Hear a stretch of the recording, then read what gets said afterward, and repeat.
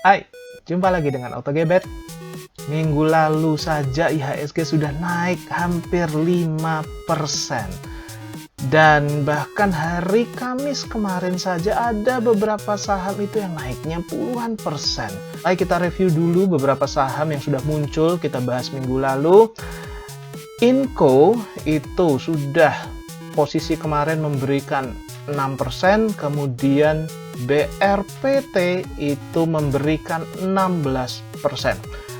Dan hari ini kita akan membahas lebih spesifik. Kemarin bursa sedang naik banyak, kita fokuskan mana saham-saham yang banyak diakumulasi oleh pelaku pasar. Bersiaplah. Next, hari pertama kita lihat peta saham. Ini termasuk sangat menarik. Ini kita lihat di posisi terakhir kemarin, Kamis kemarin, asing berbalik naik ini, dan naiknya sepertinya cukup lumayan. Mari kita coba lihat kalau kita zoom di sini ya.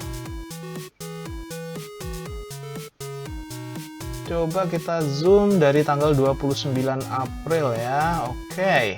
Nah, ini ada peta saham. Kita lihat dulu karena garis kuning dana asingnya naik. Kita lihat dulu. Ini apa saja saham yang paling banyak diakumulasi oleh asing selama minggu kemarin. Semakin hijau, semakin pekat adalah semakin banyak akumulasinya. Mari kita sambil buka saham-saham ini. Pertama adalah Telkom. Kita lihat di sini Telkom garis kuningnya datar-datar saja, dan nampaknya karena harga sudah bergerak naik, nampaknya mengkonfirmasi kalau garis kuning yang datar-datar saja, apalagi sesudah harga turun, pola markdown akan diikuti dengan markup. Bank BNI asing 40%, memang nampak dia di ujung akhir mulai naik, tapi kalau kita lihat apakah secara multi-year sudah berbalik akumulasi, overall masih turun, memang nampak mulai akumulasi, bisa dibilang ini early trend, tapi still better kita coba menunggu ini lebih mantap lagi akumulasi. BTPS baik, asingnya 60%. Nampak asing ini belum kemana-mana, sempat agak turun, tapi ini belakangan mulai diakumulasi lagi dengan cukup kencang. Harga juga naiknya banyak sekali. Ini juga nanti akan saya buat video tersendiri nih mengenai anatomi pelaku pasar di BTPS.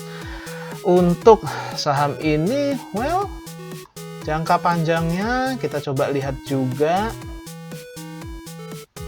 Masih sama seperti sebelumnya ya, ini asing relatively masih belum kemana-mana, tapi tentu saja kalaupun garis kuning asing ini kita maknai ini sudah mulai distribusi, kita merasa sudah cukup rezeki, kita jual juga tidak apa-apa. Berikutnya BCA. Kita lihat di sini BCA asing memang sudah mulai masuk. Coba kita lihat secara multi years, apakah akumulasi asing sudah mantap? Ternyata belum mantap. Berikutnya Unilever. Kita sudah bahas ini juga kemarin, asing 52% mulai berbalik naik. Unilever kita lihat jangka panjangnya, apakah akumulasinya ya semakin mengkonfirmasi. Terakhir kita bahas ini masih early trend, dan ini trennya masih terus melanjutkan naik. Jempol dulu. Berikutnya SMGR. Asingnya belum terlalu mantap. Coba kita lihat multi years, apakah sudah akumulasi naik. Asingnya belum terlalu mantap di SMGR. Bank Mandiri kita lihat multi years, coba kita pastikan apakah akumulasinya jangka panjang. Di sini masih nampak distribusi belum oke. ICBP, kita lihat asingnya melanjutkan akumulasi. Nampaknya ini adalah pola markdown ini. Kuningnya naik, harganya masih turun. Kita lihat multi years. Nah, multi years terkonfirmasi polanya akumulasi. Kembali lagi ke peta saham, kita kemudian lihat di sini. Mari kita lihat yang hijau-hijau ini seperti apa. Ini overall pelaku pasar mengakumulasi saham ini pada periode amatan kita pada minggu lalu. Mari kita lihat. Baik, pertama kita lihat Inco. Nah, garis kuning akumulasi. Ini bahkan kemarin, hanya hari Kamis kemarin saja Inco ini naik 8%. Wow. Coba kita lihat di multi years. Memantapkan saja. Di overall pelaku pasar, yes, ini masih akumulasi. T-Big.